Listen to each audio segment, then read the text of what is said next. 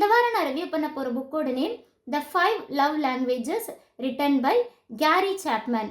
இப்போ நம்ம ஒருத்தர் கூட கம்யூனிகேட் பண்ணணும் அப்படின்னா அவங்களுக்கு என்ன லாங்குவேஜ் தெரியும் அப்படின்னு தெரிஞ்சுட்டு தானே நம்ம கம்யூனிகேட் பண்ணுவோம். அதே மாதிரி தாங்க இப்போ நம்ம ஸ்பௌஸோட பிரைமரி லாங்குவேஜ் என்ன அப்படின்னு தெரிஞ்சுட்டு கம்யூனிகேட் பண்ணாதான் அந்த லவ் லைஃப் வந்து சக்ஸஸ்ஃபுல்லாக இருக்கும் அப்படின்னு சொல்கிறாரு.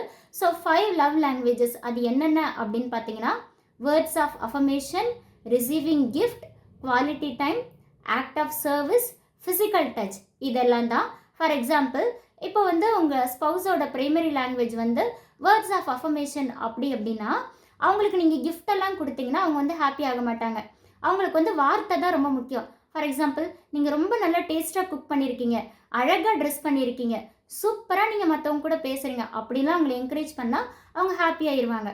இல்லை ஒருவேளை நீங்கள் கோவமாக பேசுனீங்கன்னா அவங்க உடனே ரொம்ப சென்சிட்டிவாக ஃபீல் பண்ணி அழுக ஆரம்பிச்சிருவாங்க.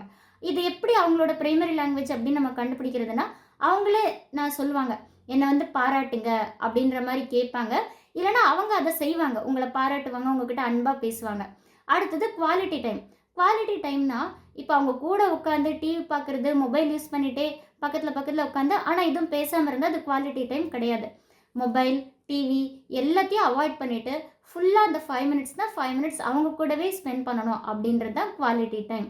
ஸோ இந்த மாதிரி லவ் லாங்குவேஜஸை பற்றி அவர் சொல்லியிருக்காரு. அதே மாதிரி லவ் அப்படின்ற டேங்க் வந்து எப்பயுமே ஃபுல்லாக இருக்கணுமா. ஃபார் எக்ஸாம்பிள் இப்போ வந்து வண்டியில் பெட்ரோல் தீர்ந்துச்சுன்னா அது பாதியில் ஸ்ட்ரக் ஆகிடுது இல்லையா, அதே மாதிரி லவ் அப்படின்ற டேங்க் வந்து எப்பயுமே ஃபுல்லாக இருக்கணும் அப்படின்னு சொல்லியிருக்காரு. இந்த மாதிரி இந்த புக்கில் நிறைய விஷயம் சொல்லியிருக்காரு. ஸோ இதை பற்றி ஃபுல்லாக தெரிஞ்சுக்கணுன்னா கனவுகள் மீட்படும் அப்படின்ற என்னோட சேனலை வாட்ச் பண்ணுங்கள். தேங்க்யூ.